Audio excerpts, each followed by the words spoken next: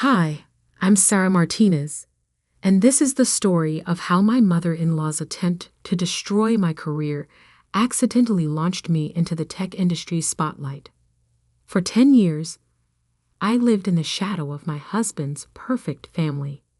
The Andersons were the epitome of traditional success: doctors, lawyers, and business executives who measured worth by degrees from prestigious universities and country club memberships. I was the odd one out, the self-taught programmer who preferred coding late into the night over attending their lavish social gatherings. "When will you get a real job?" my mother-in-law, Margaret, would ask during our mandatory Sunday dinners. "Programming is for young men in Silicon Valley, dear. Not for a woman your age." My husband, David, a successful corporate lawyer, would just smile awkwardly and change the subject. He never understood my passion for coding, but he accepted it as my hobby, as his family called it. What they didn't know was that for the past decade, I had been developing something revolutionary. It started as a simple idea during my time teaching coding to underprivileged kids at the local community center. I noticed how difficult it was for them to grasp complex programming concepts using traditional methods. So I began developing an AI-powered educational platform that could adapt to each student's learning style, using gaming elements to teach everything from basic coding to advanced algorithms. I called it CodeMind. Every night, after my teaching job, I would work on my project. The core AI engine took 5 years to perfect. The educational modules took another 3. The gaming elements and user interface took 2 more years. It wasn't just code. It was my life's work, representing thousands of hours of research, testing, and refinement. I kept everything on my personal computer and an external hard drive, both in my home office. Yes, I should have had cloud backups, but I was paranoid about my ideas being stolen before I could patent them. The irony of that decision still haunts me. Last month, during one of her surprise visits, Margaret decided to help by cleaning my home office while I was teaching at the community center. When I returned home, something felt off. My computer had been moved, papers rearranged, and my external hard drive was missing. "Oh, that old thing," Margaret said when I frantically asked about it. "It was just gathering dust, so I deleted everything and threw it in the donation box. You should thank me. Your office looks much more presentable now." My world stopped. "You? What?" I whispered, feeling the room spin. "Mom was just trying to help," David said, looking up from his phone. "You've been wasting too much time on those computer games anyway. Maybe this is a sign to focus on something more productive." Margaret nodded approvingly. "Exactly. Now you can focus on starting a family. That's what a woman your age should be thinking about." I stood there, trembling, as 10 years of work vanished in an instant. The AI engine, the educational modules, the gaming elements, everything was gone. My hands were shaking so badly I could barely type as I checked my computer. She had somehow managed to delete everything there too, probably thinking she was organizing my files. "It's just some computer games," Margaret laughed, patting my shoulder condescendingly. "No need to get so upset. Come, I made your favorite cake." I didn't respond. I couldn't. Instead, I walked quietly to my car and drove to the one place I knew I could think clearly: the community center where I taught coding. What Margaret didn't know was that 3 days earlier, I had finally submitted CodeMind for patent review. What she didn't know was that I had sent a demonstration video to several major tech companies. What she didn't know was that I had received an email that morning from Microsoft's head of educational technology. As I sat in my empty classroom, surrounded by the computers where my students learned to code, I made 3 phone calls. The first was to my patent attorney. The second was to a data recovery specialist I knew from my teaching days. And the third was to a number I never expected to use, given to me just that morning in a confidential email. "Hello, this is Sarah Martinez," I said quietly into the phone. "Yes, I received your email about CodeMind. No, I'm afraid I can't send you the current build, but I think you'll be very interested in what happened to it. How soon can we meet?"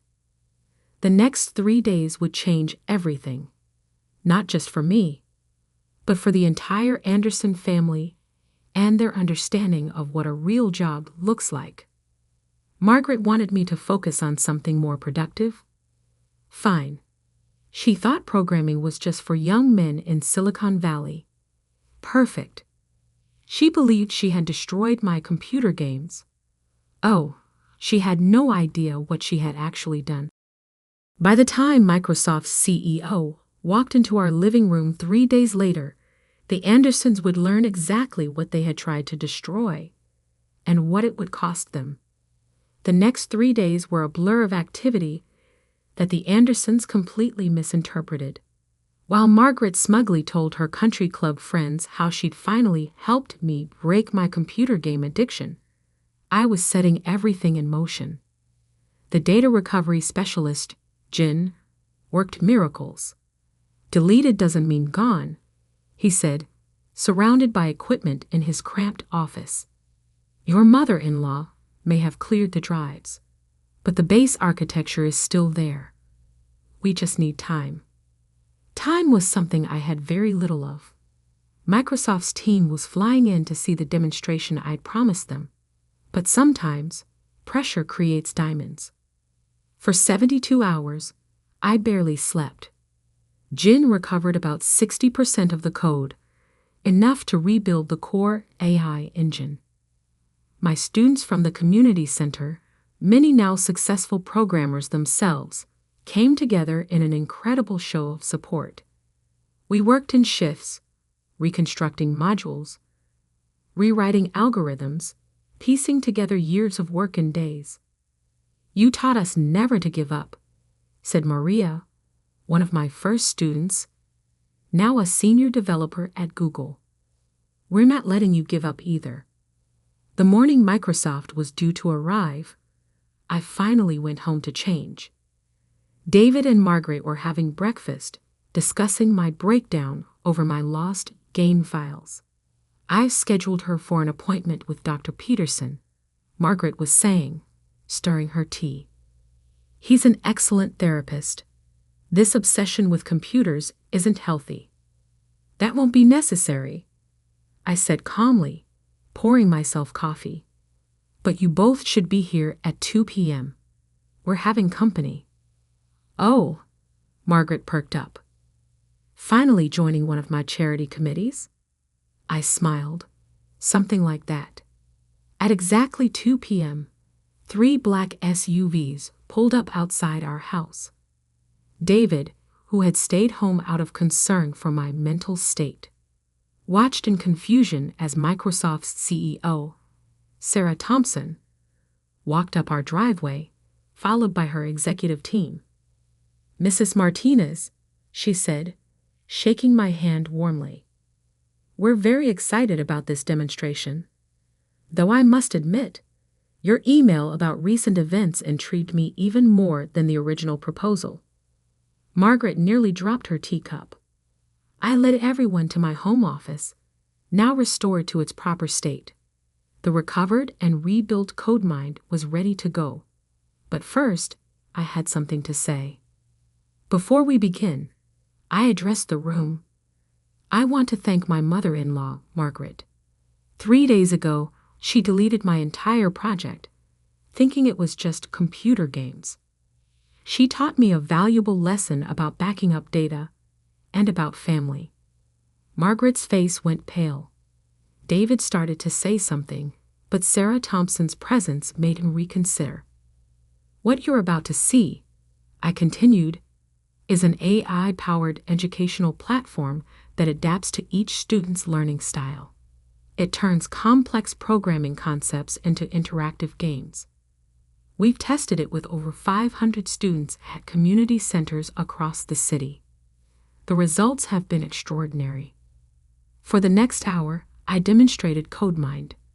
The Microsoft team watched as the AI adjusted its teaching style in real time, as students' avatars solved increasingly complex coding challenges through game-like interfaces. I showed them the data: 80% improvement in learning retention, 90% student engagement rate, and a 70% increase in girls and minorities pursuing further programming education. "This is revolutionary," Sarah Thompson said finally. "Exactly what we've been looking for in our educational division. Mrs. Martinez, we'd like to acquire CodeMind for $50 million, with you heading the development team as Chief Innovation Officer." The silence in the room was deafening. "$50 million?" Margaret whispered. "Actually," I said, "I had something else in mind. I'd like to keep majority ownership. Instead of an acquisition, I'm proposing a partnership.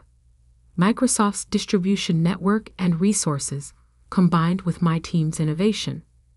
We keep developing. You help us reach every student who wants to learn coding, regardless of their background."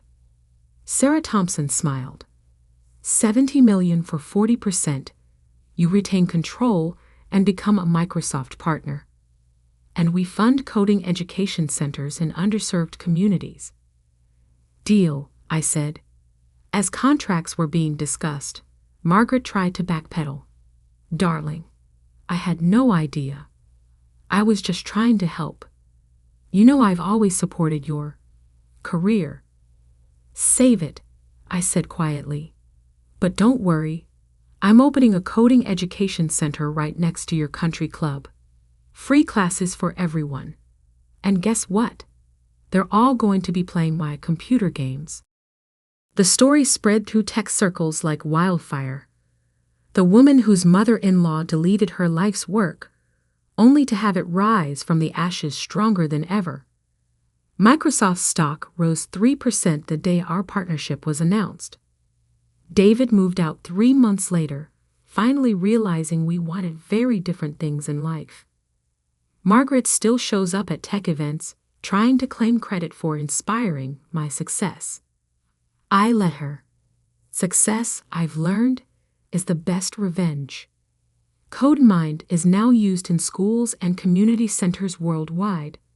Every time I see a young girl realize she can code, every time I watch a student from a tough neighborhood discover their potential, I think about those 3 desperate days when everything seemed lost. Sometimes, people try to destroy what they don't understand, but they forget that programmers are really good at one thing: building something better from the crashes. Last week, I received an invitation to give the commencement speech at Margaret's alma mater. The topic? Women in Tech. Breaking barriers and breaking free. I accepted, of course. After all, I have quite a story to tell about how sometimes the best code comes from the worst crashes, and how the delete key isn't always the end. Sometimes it's just the beginning of a better program. As I write this from my new office overlooking Seattle, I can't help but smile. On my desk sits a frame with lines of code, the first program I ever wrote. Next to it stands an award for Most Innovative Educational Technology of the Year. And beside that, a small sign that reads, Error 404, Glass Ceiling Not Found. Because sometimes the best revenge isn't about getting even. It's about getting ahead and bringing others with you. That's a program worth running.